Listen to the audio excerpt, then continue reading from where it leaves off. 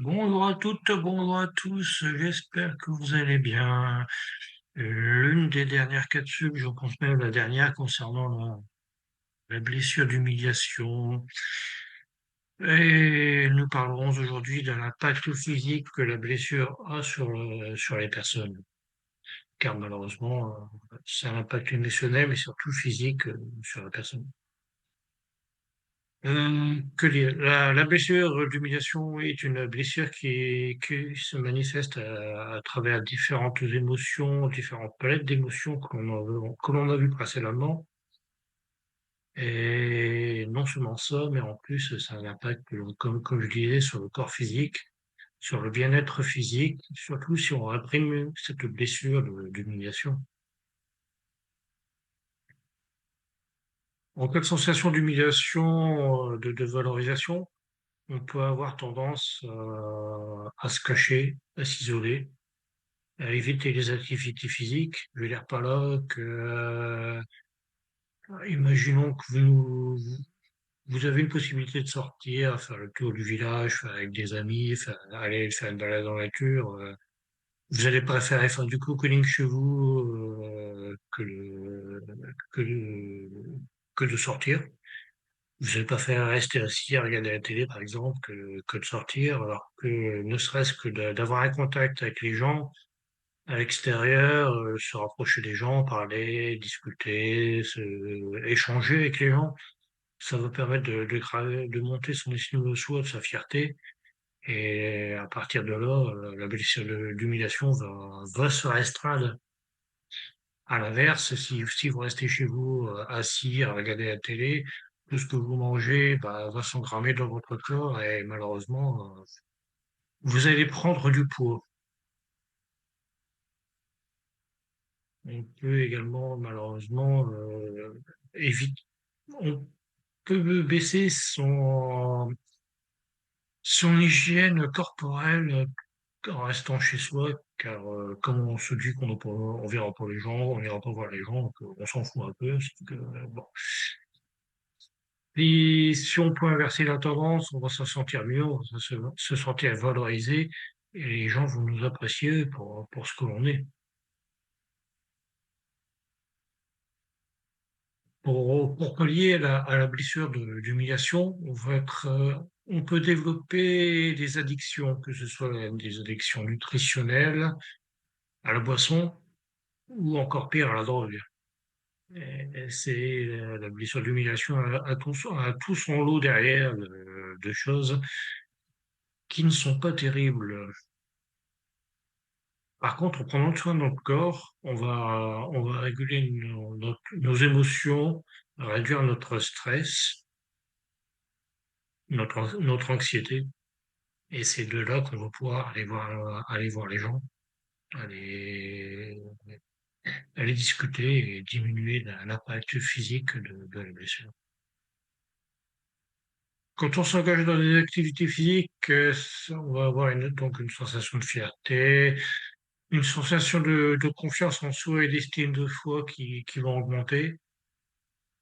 Et notre blessure, ben, comme je disais, va se restreindre et on va gagner en confiance et ça ira beaucoup mieux.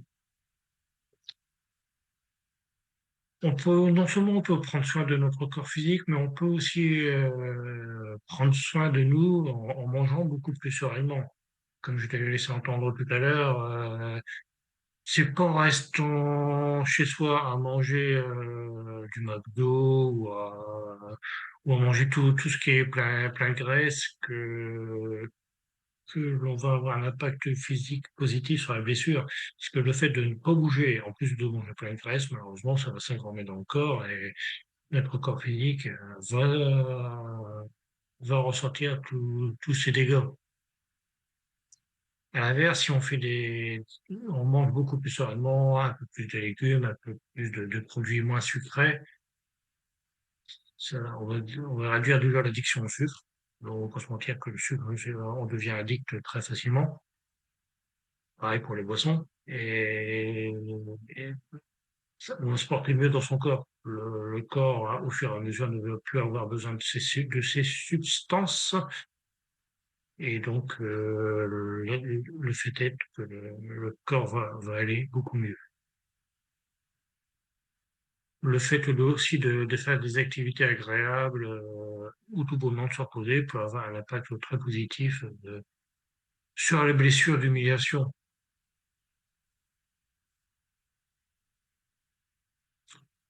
Ça aide à toutes ces activités, toutes ces choses permettent de renouer donc la confiance en soi, de nous accorder plus de valeur, plus de fierté.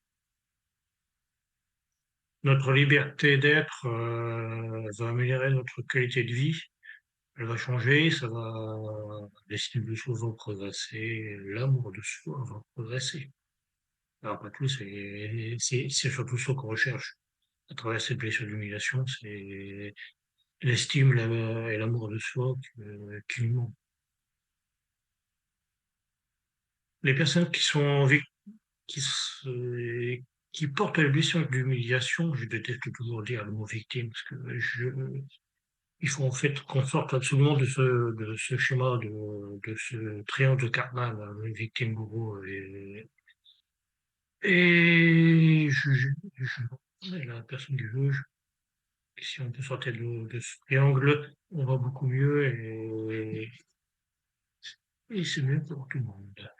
Les personnes donc qui vont subir la blessure d'humiliation vont avoir des addictions pour compenser la perte de l'estime de soi et pour essayer de se sentir mieux valorisé. D'ailleurs, si on prend une personne qui est humiliée en public, par exemple au bureau, on va se mettre à travailler beaucoup plus pour regagner l'estime de son patron. Or, je suis pas sûr que l'estime de soi soit soit mieux mise en avant. Par contre, la blessure à l'humiliation, ouais, elle va grandir en conséquence. L'addiction peut conduire à se faire du mal, à se faire souffrir, à aller à l'encontre du bien-être physique de soi, et à s'empêcher d'exister tout simplement. Les personnes qui ont l'abandon font référence aussi à la blessure d'humiliation parce que les deux blessures se rejoignent à un moment donné. En fait, la blessure, quand on a la blessure d'abandon, on cherche à s'attacher aux gens pour combler un manque, un vide laissé par l'abandon. Et que quand on a la blessure d'humiliation, on cherche à s'attacher aux gens pour éviter de nouveau être humilié, pour essayer de gagner en estime de soi à travers les autres. Alors que c'est à travers soi qu'on doit l'avoir, cette estime de soi. Et les personnes d'ailleurs ayant les deux blessures vont être vulnérables à raison de leur sensibilité émotionnelle. Elles vont être à la recherche d'un soulagement rapide et d'autodestruction. C'est pour ça il faut absolument guérir ces blessures pour se sentir mieux et se libérer du coup de l'impact qu'elles ont sur nous. Merci.